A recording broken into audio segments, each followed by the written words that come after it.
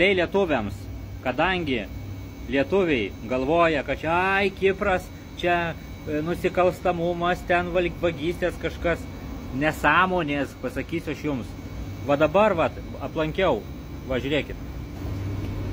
Va šičia, va, aplankiau penthausą, Remus, va šitą, va. Atrakintas, 3 miegamieji, taip toliau, su visa buitinė technika, su viskuo. Viskas atrakinta. Šičia 4 butus aplankiau šitame. Visi butai atrakinti. Dariau video, filmavau, nueini, pasižiūri, pasifilmuoji, ką nori darai. Per naktį bus atrakinti. Visą savaitgalį bus atrakinti. Dabar eisiu va šičia, va į Severus. Severus va šitas bus, va. Eisiu į šitą daugiabutį.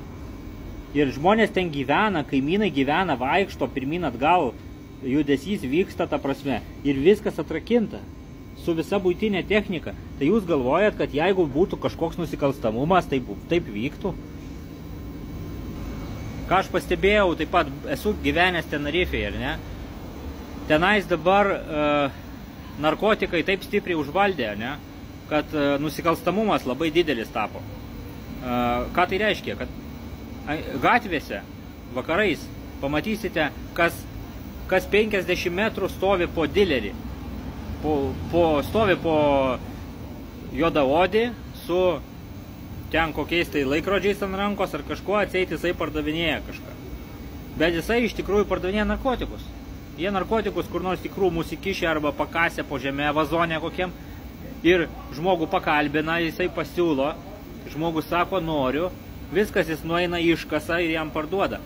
Tai va taip pastoviai dirba ir jų yra šimtai, tūkstančiai narkotikų prekeivių Tenerifėj. Taip pat man sakė tą patį apie pietų Kiprą, kad tas pats yra tenai. Bet šičia Iskelė mieste, čia yra miestas Iskelė vadinasi, šitas, ir šitas vat konkrečiai yra Cezar. Va šitas Cezario resortas, ne? Vadinasi, kur aš esu. Čia man davė sąrašą 30 butų, jie visi atrakinti, su visa buitinė technika, su viskuo, ko tik nori. Ir ne tik aš tą informaciją turiu, visi, kurie nori pirkti, jie nueina, pasižiūri, apsižiūri patys. Aišku, galit agentą pasimti, agentas parodys, nes jis viską žino, kur čia kas randasi, ne?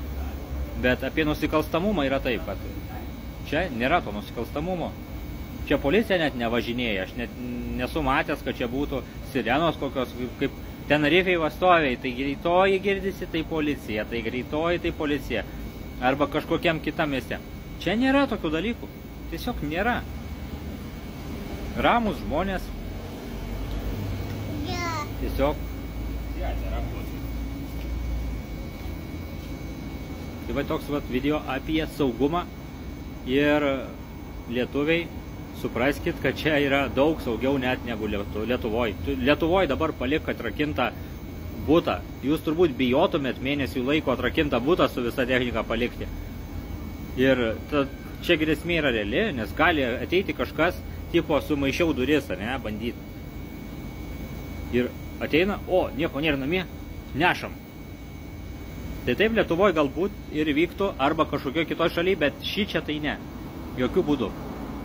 Nei vieno pavogto nemačiau dar. Visur yra viskas palikta.